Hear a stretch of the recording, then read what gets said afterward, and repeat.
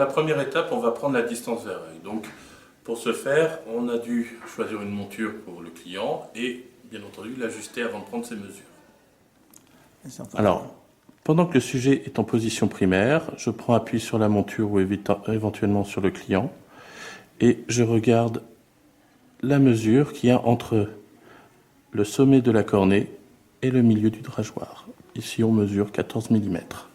Donc, pendant que la personne regarde ses yeux dans le reflet, cette fois-ci, je vais prendre l'inclinaison du plan de monture porté, qu'on appelle souvent par défaut l'angle pantoscopique. Donc, j'arrive dessus en appuyant le bord supérieur et inférieur de la monture. On obtient 7 degrés. Alors, une étudiante en optique, plus moderne que moi, va utiliser son smartphone pour prendre cette mesure.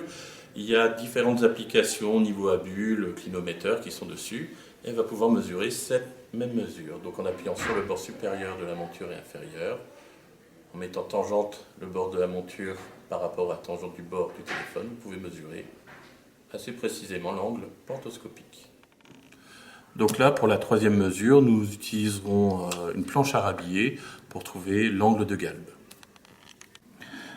Alors pour ce faire, vous allez mettre un côté du verre tangente à la ligne horizontale et vous regarderez l'autre galbe du verre, à quel angle il correspond. Si on peut dire qu'il correspond à un angle d'à peu près 4 degrés. Avec cet appareil-là, vous pouvez régler l'écart pupillaire, donc vous mettez à 65 par exemple, et vous pouvez voir l'angle de galbe que vous avez à peu près de 3 à 4 degrés aussi. Donc éventuellement, vous pouvez prendre en quatrième mesure complémentaire pour des verres personnalisés la distance de lecture, le revip, avec la méthode que vous apprendrez. J'espère que cette vidéo vous a éclairé, que ça vous a plu, et si vous avez des questions, n'hésitez pas à nous contacter ou la société La Paire. À bientôt, au revoir.